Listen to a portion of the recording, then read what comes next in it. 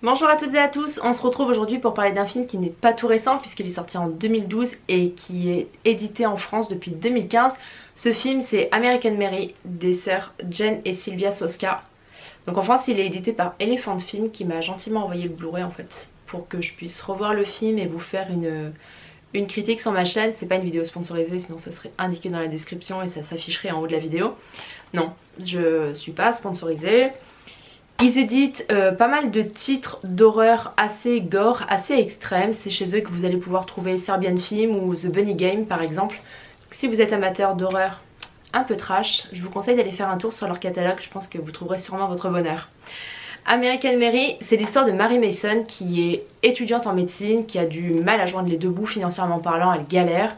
Elle décide de se tourner vers les petites annonces sur internet pour essayer de trouver un petit job en extra pour se faire quelques sous. Et elle tombe sur une annonce de masseuse dans un club de striptease en échange de 1000 $ par soirée. Mais une fois arrivée sur place, ce sont ses talents de chirurgienne en fait qui vont primer. Parce qu'elle va se retrouver à devoir opérer en urgence un homme qui a été torturé. Et ses talents de chirurgienne un peu extrêmes ne vont pas tarder à arriver aux oreilles des amateurs de modifications corporelles extrêmes du coin. Mais un événement tragique en fait va bouleverser la vie de Mary. Et je vous laisse tout de suite avec un extrait.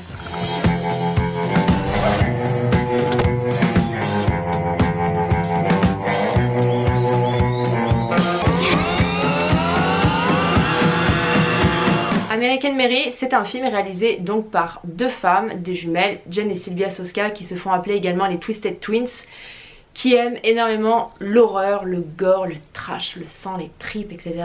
Et ça se ressent dans leur long métrage. Leur premier film s'appelait Dead Hooker in the Trunk, donc je vous laisse faire la traduction à la maison. Elles ont réalisé le film See No Evil 2, qui était très sympa, soit dit en passant, et un segment de The ABC of Death 2. Et actuellement elles sont en tournée en festival pour leur remake du film Rabid de David Cronenberg, donc qui fait partie de leur maître de l'horreur. Elles sont très inspirées par Cronenberg et son body horror. Elles sont très inspirées par Clive Barker et son côté en fait très gothique, SM. Et pour tout ce qui est du gore, elles sont élèves entre guillemets de Ellie Ross, à qui d'ailleurs le film American Mary est dédié. Ce film là, personnellement je pense que je l'ai vu quand il est sorti, j'ai dû le voir en 2012 ou peut-être en 2013 et j'avais vraiment tout de suite adoré ce film là. Parce que même s'il a pas mal de défauts, j'y reviendrai, il a pas mal de défauts, mais en fait je trouve qu'il y a quelque chose d'hyper attachant en fait dans ce film là. Déjà je le trouve super original parce que toutes ces histoires de modifications corporelles extrêmes, j'ai pas souvenir qu'on ait vu ça dans un film en fait, ou peut-être de loin, mais c'était pas le sujet principal.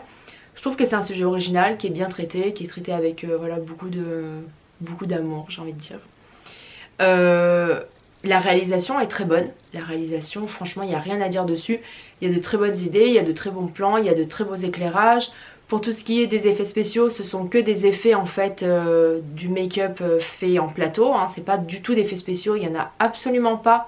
C'est pour ça qu'il y a beaucoup de scènes en fait qui passent en hors champ, parce que je pense que ça aurait demandé trop de moyens techniques en plateau qui n'étaient pas possibles, parce que le film a un petit budget. Alors sur internet on ne trouve pas le montant de ce budget là, mais apparemment c'était un petit budget qu'elles avaient, donc elles n'ont pas pu se permettre de faire beaucoup d'effets numériques ni rien.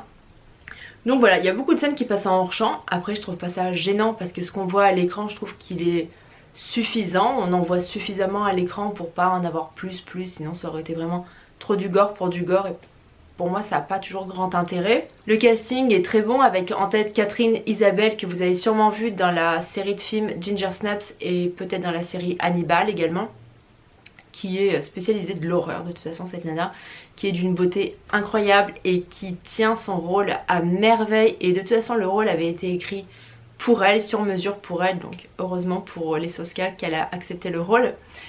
Franchement, il y a beaucoup de points positifs sur ce film là. Le traitement de l'histoire est bon, voilà, les mises en situation sont bonnes.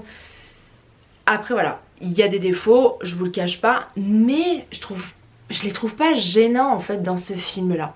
Voilà, peut-être parce que j'ai énormément d'attachement pour ce film et que du coup je me voile la face, je ne sais pas. Mais en tout cas, les défauts, on les voit, mais ils passent en fait. On sent qu'elles ont beaucoup d'inspiration, Jen et Sylvia Soska, qu'elles ont beaucoup d'inspiration et qu'elles ont presque envie de tout montrer en fait, de montrer dans ce film-là tout ce qu'elles aiment, tout ce qui les a inspirées, toutes les idées qu'elles ont eues, tous les clins d'œil, toutes les références. On dirait que voilà, elles ont vraiment envie de tout mettre dans ce film là, et c'est vrai qu'il il est pas suffisamment long ou quoi que ce soit pour pouvoir tout mettre, et c'est vrai qu'il y a des fois où ça paraît un petit peu maladroit, mais encore une fois en fait je trouve que c'est fait avec tellement d'amour que ça passe. Après il y a des fois où peut-être que l'écriture elle est un petit peu maladroite, je pense notamment après l'événement dramatique qui arrive à Mary. Je trouve que la psychologie du personnage elle est pas assez approfondie. En fait il se passe un événement à un moment et tout de suite après le personnage en fait sait comment il va réagir, comment il va aborder cette situation. Alors qu'en temps normal je pense qu'il aurait fallu peut-être une scène ou deux où on aurait vu le personnage dans le doute, dans le désarroi, etc. Et là c'est vrai que ça paraît un peu sorti de nulle part en fait. On passe d'une scène à l'autre comme ça, sans trop d'explications, sans trop de logique, et ça le fait à quelques moments où c'est vrai que voilà l'écriture elle peut paraître peut-être un petit peu légère, un petit peu facile. Après c'est un premier long métrage, hein, c'est vraiment leur premier gros long métrage. Leur film Dead Hooker c'était un film d'études en fait qu'elles ont fait à la fin de l'école de cinéma. Donc c'est excusable en fait, hein, je veux dire moi je trouve que pour un premier long métrage d'horreur, en plus je trouve que c'est vraiment très bon, il a pas vieilli, parce que du coup je l'avais vu il y a très longtemps et je l'ai revu quand Elephant Film m'a envoyé le Blu-ray, et je trouve qu'il a pas vieilli, que ce soit au niveau des effets spéciaux ou de l'histoire ou des décors ou des costumes, je trouve que ça n'a pas changé.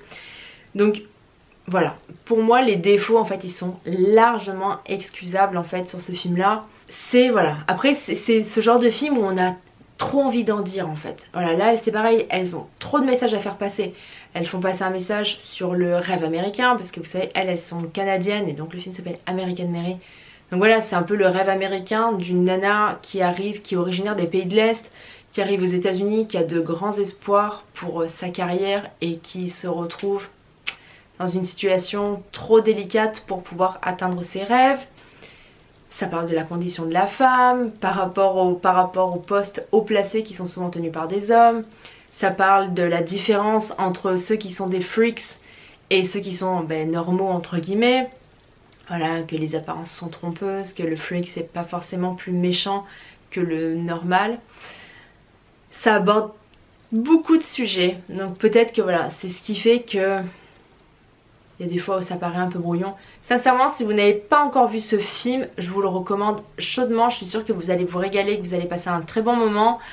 Si vous le voyez, dites-moi dans les commentaires si vous avez envie de le voir, ou si peut-être que vous l'avez déjà vu. Et moi j'attends de pied ferme maintenant la nouvelle réalisation des sœurs Soska, leur remake du film Rabbit de Cronenberg. Alors j'ai de forts espoirs que le film il soit projeté à Gérardmer en 2020. Je croise les doigts pour être à Gérardmer déjà. Et je croise les doigts pour que le film y soit également. Et pour que les Soska aussi y soient. Parce que vous savez qu'elle m'a envoyé un petit tweet la dernière fois. Mais c'est pas uniquement pour ça que je les aime. En tout cas, si la vidéo vous a plu, qu'elle vous a donné envie de voir le film, n'hésitez pas à me laisser un petit pouce en l'air, ça me fait toujours plaisir. À vous abonner à la chaîne si c'est pas encore fait, c'est le moment ou jamais. Et en attendant, vous pouvez me retrouver sur Facebook, sur Twitter et sur Instagram. Et je vous dis à très bientôt pour une prochaine vidéo. Salut!